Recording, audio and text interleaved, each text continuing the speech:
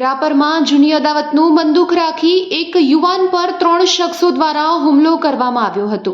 પ્રાપ્ત થતી માહિતી અનુસાર રાપરના પટેલ કન્યા છાત્રાલય પાસે રાજેશ ગોપાલ સોલંકી ઉંમર વર્ષ 27ને કોઈ અજાણ્યા ઈસમોએ જૂની અદાવતનું બંદૂક રાખી તેની સાથે ઝઘડો કર્યો હતો અને તેને ધોકા વડે માર માર્યો હતો, જે રાજેશને માથાના ભાગે તેમજ હાથ પગમાં ઈજા પહોંચી હતી, જેથી તેને વધુ સારવાર માટે ભુજની જીકે જનરલ હોસ્પિટલ ખસેડવામાં આવ્યો છે। આ અંગેની વધુ તપાસ પોલીસ દ્વારા હાથ ધરવામાં આવી છે।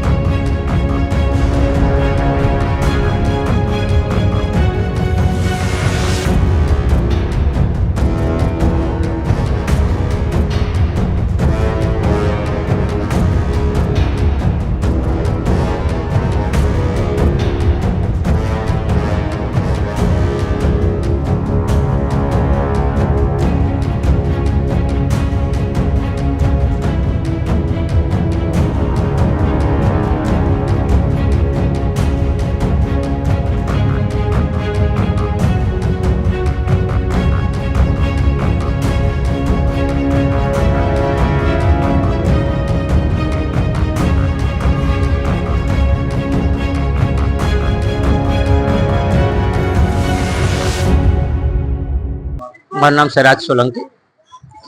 અગાઉ 9/5 મેં રાપર પોલીસ સ્ટેશનમાં અગાઉ ફરિયાદ કરેલ હતી, તો રાપર પોલીસે ધ્યાન ના દેતા મારે 11:05ના મારે ઘરે ડખો થયેલ, ઘરે આવીને મને મારી ગયા, ઢોર મારી ગયા।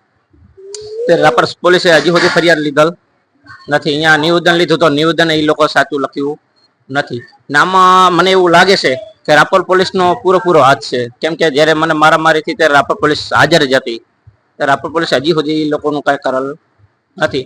ને આમાં 1.5 વર્ષ પહેલા મારા ભાઈને પણ આવી રીતે જ મારી નાખેલ છે। મારા ભાઈનું નામ છે કરણ સોલંકી, એને પણ ઢોરમાર મારીને લોકોએ મારી નાખેલ છે। અગાઉ આમાં પૂરો રાપર પોલીસ સ્ટેશનનો પૂરો હાથ છે। એમાં બોબડિયા સાહેબ છે, પણાજર સાહેબ છે, એસપી સાહેબ થી પણ મેં વાત કરેલ હતી, આજે આઈજી સાહેબ થી વાત કરેલ છે। હજી સુધી મારી કાંઈ કાર્યવાહી થઈ નથી ને મને આ ઢોર માર્યો છે, માથામાં 10 ટાંકા આવ્યા છે, મારા આમાં હાથમાં હરિયા નાખેલ છે ને પાછળ ઈજા ઘણી આવેલ છે। એટલે મારી માંગ એટલી છે કે તાત્કાલિક આ લોકોને અરેસ્ટ કરે ને તાત્કાલિક મારી એફઆઈઆર નવી ફાળવામાં આવે।